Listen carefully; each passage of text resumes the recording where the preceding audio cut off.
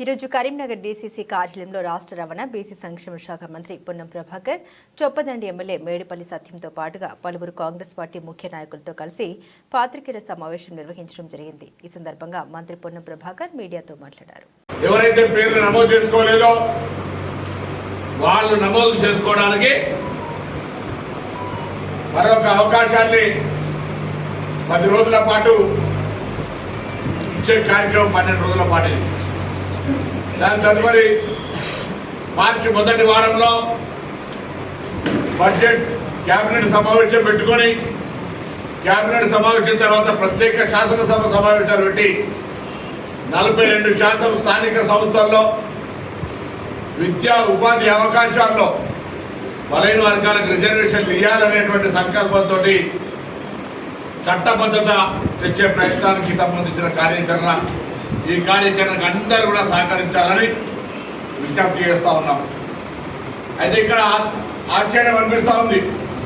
ఈ రోజు కూడా పత్రికల్లో అసలు సర్వేలో పార్టిసిపేట్ కాదని, ఎవరైనా మనం ఏదైనా కార్యక్రమంలో పాల్గొంటే ఆ కార్యక్రమానికి సంబంధించి మంచి చెడును మాట్లాడే హక్కు వస్తుంది. ఆ కార్యక్రమంలో భాగస్వామ్యమైనప్పుడు ఆ కార్యక్రమం గురించి రివ్యూలో పార్టిసిపేట్ చేసే హక్కు వస్తుంది. అసలు టీఆర్ఎస్ పార్టీ అగ్ర నాయకత్వం ఎవరు కూడా ఈ సర్వేలో పార్టిసిపేట్ కాకుండా దాన్ని ఎంతసేపు విమర్శకి పరిమితం అవుతా ఉన్నారంటే వాళ్ళ యొక్క మానసిక స్థితి బలహీన వర్గాల పట్ల ఏ విధంగా అణచివేయాలనే దృక్పథం స్పష్టంగా కనబడతా ఉంది.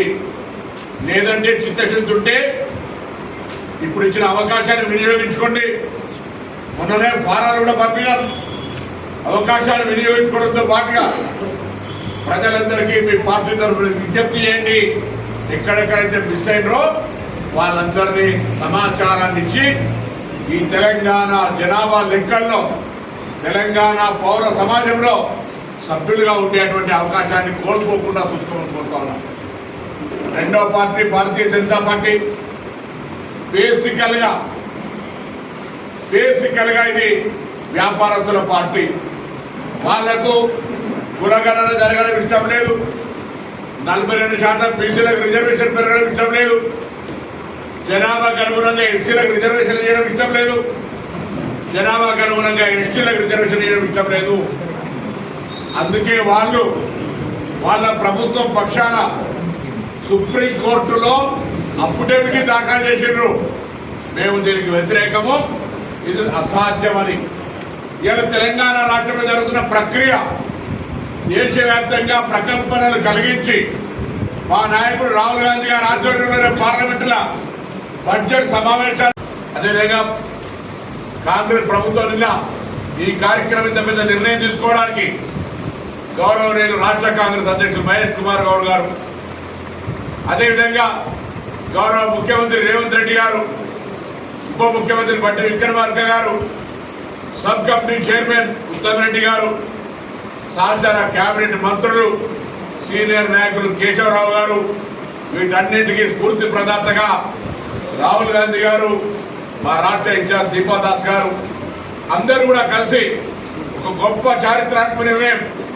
మేము అనేక సందర్భాల్లో విద్యార్థి సంఘ నాయకులుగా కొట్లాడిన ఇటువంటి డిమాండ్ల కొరకు ఇవాళ రాష్ట్ర మంత్రిగా ఇటువంటి ఒక పెద్ద చరిత్రలో ఒక సామాజిక మార్పుకు నాంది కలిగేటువంటి నిర్ణయం.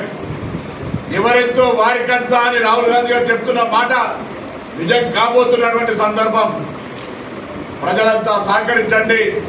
రాజకీయ పార్టీల నాయకులారా వాస్తవాలను ఆలోచించి వాస్తవానికి దగ్గరగా ప్రయత్నం చేయమని సందర్భంగా కోరుతూ ఇటువంటి ఒక గొప్ప చారిత్రాత్మక నిర్ణయాన్ని మరొకసారి హృదయపూర్వకంగా స్వాగతిస్తూ ఇందుకు సంబంధించినటువంటి ఏ నగర ప్రాంతాల ప్రజలు కొంతమంది సహకరించలేదో వాళ్ళంతా స్వచ్ఛందంగా తెలంగాణ కుల జనాభాలో మీ లెక్క ఉండాలంటే, మీ సమాచారం ఉండాలంటే ఈ యొక్క మిస్ అయిన వాళ్ళందరూ కూడా అందులో భాగస్వాములు కావాలని 16 నుంచి 20 జరిగేటువంటి ఈ ప్రక్రియలో పాల్గొనాలని, తదుపరి శాసనసభలో క్యాబినెట్, శాసనసభ చట్టము ఇవన్నీ న్యాయబద్ధమైనటువంటి సెక్షన్ల ప్రకారంగా కేంద్రంలో ఉన్నటువంటి రాజ్యాంగం ప్రకారంగా ముందుకు పోతామనే మాట సందర్భంగా మనం చేస్తాం.